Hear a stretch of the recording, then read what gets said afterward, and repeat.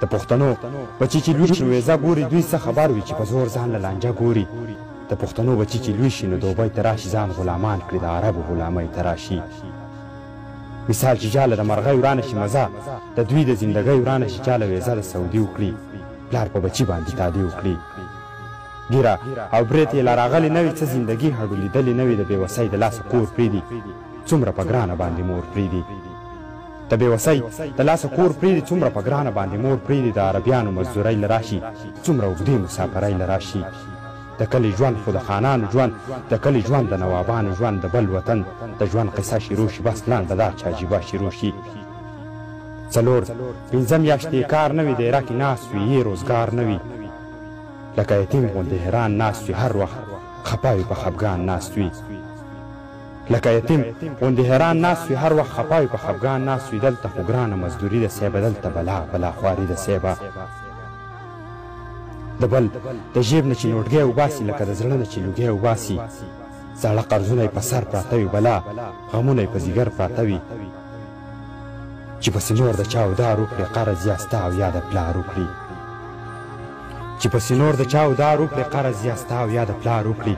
بیا د قصاب سره دیاړی له لاړ شي د چا په خوله لاړ شي کپنۍ له لاړ شي هلته چې څو میاشتې خواري وکړي دا غریب هلته مزدوري وکړي دغه ظالم ترېنه پیسې ونیسي لکه په حال کې چې روژې ونیسي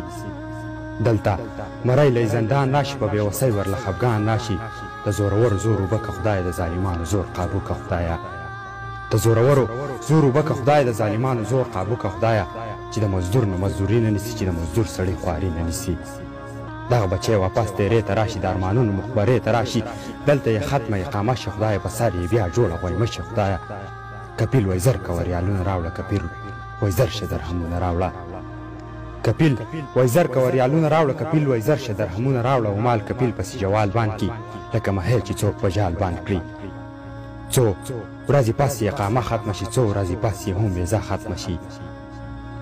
بس د سوچونو سره سر شي سړی چې مسافر شي در په در شي سړی بس د سوچونو سره سر شي سړی چې مسافر شي در په در شي سړی د زړګي وینې خفګان وخوري د مخ هډوکې تاوان وخوري دلته په یو دوه کې حیران شي سړی چې اوس په کومه لار روان شي سړی دلته په یو دوه کې حیران شي سړی چې اوس په کومه لار روان شي سړی د ژوند قصه څه عجیبه پاتې شي بلا غمونه یې په زړه پاتې شي د ژوند قصه څه عجیبه پاتې شي بلا غمونه یې په زړه پاتې شي خپلو بچو له څه روزګار شروع کړئ په خپل وطن کې ورله کار شروع کړئ چې د پردي وطن څوکۍ نه خلاص شي د پردي ښار د غلامۍ نه خلاص شي نورې ویزې په اباسین لاهوشه نورې قصې خو دې په سین لاهوشه نورې ویزې په اباسین لاهوشه نورې قصې خو دې په سین لاهوشه پښتونه روغه مستقبل جوړ کا خپلو بچو له یو متل جوړ کا چې نن نه پس به نه ویزه کومه نه به دا خوشې شان قصه کومه امیر سالار درته احوال ووایو امیر سالار درته احوال ووایه ښایي په ځیر